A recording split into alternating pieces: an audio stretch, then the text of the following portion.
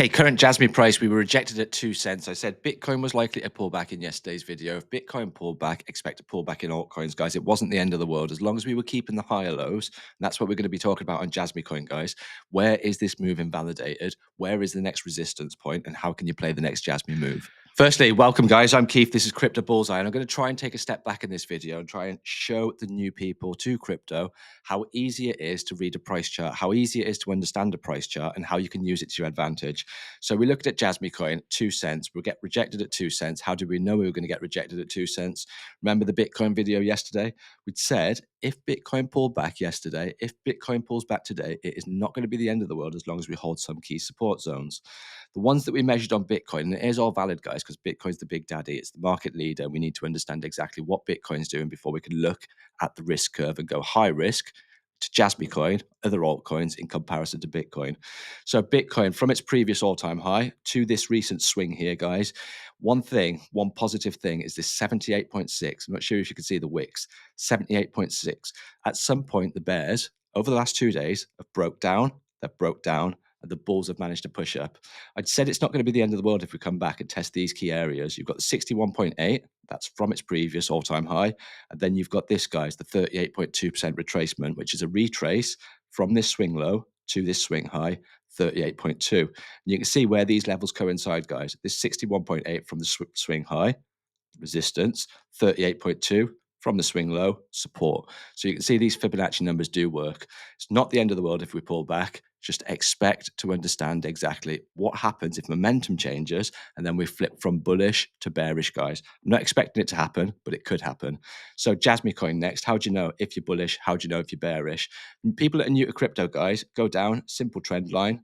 What is a trend line? That is your momentum line. What happens if you drop your momentum line? That means you're expected to be wrong. You want to be wrong with a limited amount of capital at risk. That allows for your protections. That allows for your risk management. This swing low here, guys, this swing low, this is where I'm saying this move's going to be invalidated. 0.01428. Once you break that swing low, guys, the higher low, then you're expected to come back down to test this previous low. We've got a lot of things to fall back on. First and foremost, guys, bullish or bearish. How do you know if you're bullish? How do you know if you're bearish? You bring up the 200 daily moving average. This is this green one here, and that's currently sat at 0.02321. Expect that to act as resistance, guys. So we're going to build in the resistance. We're going to look at the support, and then we're going to identify how high this could go just on the back of this swing. To do that, I'm going to bring in my Fibonacci retracement tool, my trusty friend.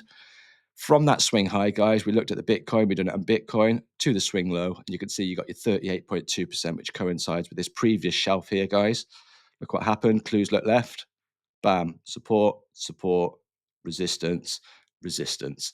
So we know that that shelf's going to be a valid shelf. We know that that shelf's going to be a resistance. We know that that's the 38.2% retrace from this previous high. Next thing you're going to do is bring up the indicators. They're going to tell us overbought, oversold. Here, overbought. Here, overbought. So what does that indicate, guys? That we do need to pull back. Where do you need to pull back? To your momentum line, to this previous resistance, which is now new support at 0.015 to 0.0165. And you need to hold this area, guys. You need to hold your momentum line. You need to hold your support.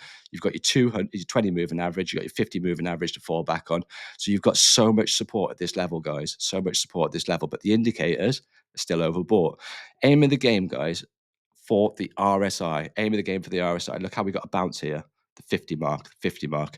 Above the 50 mark on the RSI is bullish. As long as you're trading above the 50, you use the stochastic to come all the way back down into oversold to tell you it's oversold when you come back down to support. That's indicating an acceleration to the upside. So next thing we're going to do, guys, just this swing, we're going to add in some extensions. You've got your 1618 and your 1272, and then I'm going to show you projections from this move once we break this high. Just zoom out here and we'll see what numbers we've got. You got your 1272. Your 1272 sat all the way at 0.07279, and you've got your 1618, 0.09018. So they're the projection levels, guys. Hope I tried to make it easy for you. Hope I tried to simplify it to you, and I'll see you in the next one.